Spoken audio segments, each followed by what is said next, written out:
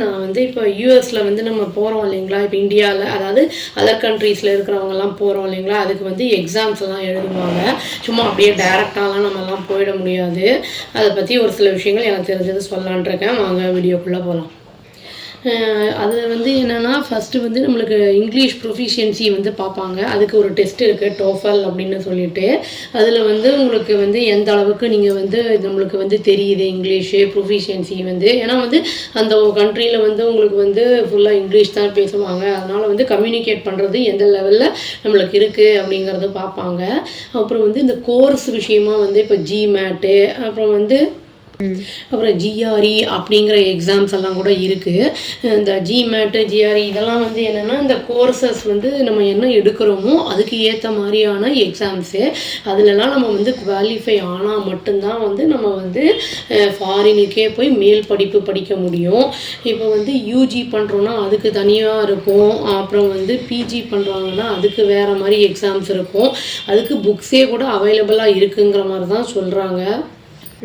அந்த புக் ஃபேரில், அப்புறம் லைப்ரரிஸில் கிடைக்கும். அப்புறம் வந்து புக் ஸ்டால்ஸ்லலாம் இருக்கும் உங்களுக்கு. நம்ம வந்து அந்த மாதிரி போய் அதை வந்து தேவையானது என்ன ஏதுன்னு நம்ம பார்த்து படித்தோம்னா, அதில் குவாலிஃபை ஆகிட்டோம்னா நம்மளுக்கு அடுத்து என்ன ப்ராசஸ்ஸு, எப்படி ப்ரொசீட் பண்ணணும், என்ன ஏதுன்னு சொல்லுவாங்க. அதுக்கு ஏற்ற மாதிரி நம்ம பண்ணணும்.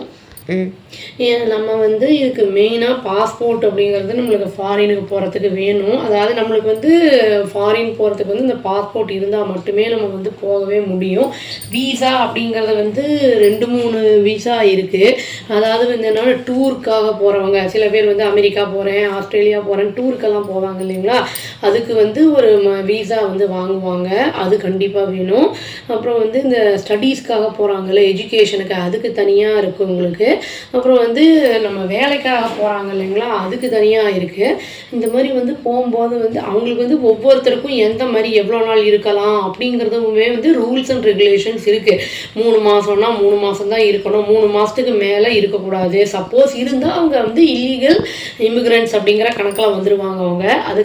அதனால் வந்து அந்த டைம் முடிஞ்சதுக்கப்புறம் திரும்பி நம்மளுடைய வந்து கண்ட்ரிக்கு வந்துட்டு அதுக்கப்புறம் தான் திரும்பி வந்து வீசா அப்ளை பண்ணிட்டு போகிற மாதிரி இருக்கும். இப்போ வந்து அங்கேயே இருக்காங்க, பல வருஷங்களாக இருக்கும் அப்படிங்கும்போது வந்து நம்மளுக்கு வந்து நம்ம வந்து அந்த ஊரோட சிட்டிசன்ஷிப் கிடைக்கும். க்ரீன் கார்டு ஹோல்டர்ஸ் அப்படின்னு வந்து இங்கே அமெரிக்காவில் சொல்லுவாங்க. அந்த மாதிரி இருக்குது அப்படிங்கிற பட்சத்தில் வந்து நம்ம வந்து சேஃப் தான், நம்ம சேஃப் ஜோனில் தான் இருக்கோம் அப்படிங்கிற மாதிரி அர்த்தம் ஆகிடுது. நம்ம அதெல்லாம் எதுவுமே இந்த மாதிரி ப்ராப்பரான டாக்குமெண்ட்ஸ் எல்லாம் எதுவுமே இல்லாமல் நம்ம வந்து அமெரிக்காவில் இருக்கோம் அப்படிங்கும்போது அவங்க வந்து கண்டிப்பாக திருப்பி அனுப்பிடுவாங்க. ஏன்னா வந்து மற்றவங்களுக்கு வந்து ஆப்பர்ச்சுனிட்டிஸே கிடைக்காம நம்ம வந்து இல்லீகலாக போய் இருந்துக்கிட்டு நம்மளுடைய வந்து ஏர்னிங்ஸு அது இது நம்ம செய்கிறோம் அப்படிங்கிறனால அதை வந்து திருப்பி அனுப்புகிறாங்க அவங்க.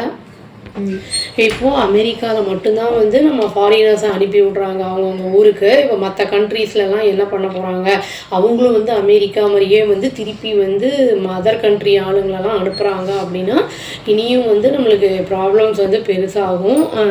இனியும் வந்து அன்எம்ப்ளாய்மெண்ட்லாம் ஜாஸ்தியாகும்.